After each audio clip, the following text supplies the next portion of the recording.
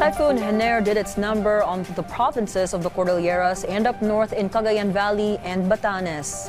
Bottom line, the damage and devastation it visited was a lot, way less than the widespread devastation Carina and Enteng did.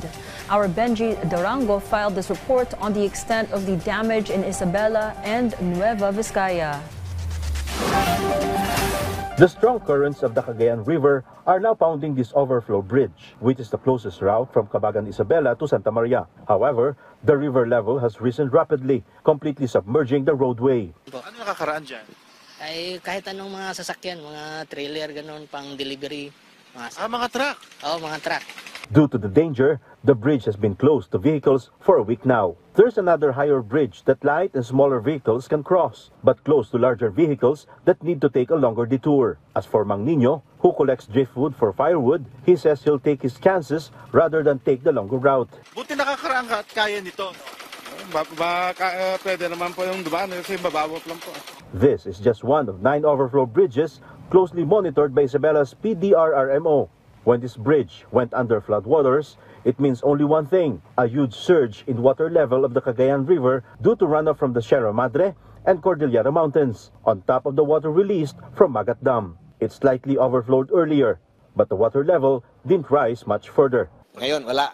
So, the only logical conclusion, konti yung ulan. Typhoon Hener made landfall today in Palanan, Isabela. 36 people were evacuated, but they were able to return home shortly after the typhoon passed. There was no significant damage, apart from a small amount of agricultural loss, which is still being assessed. Still cannot explain, pero we're thankful na ganun yung nangyari. Walang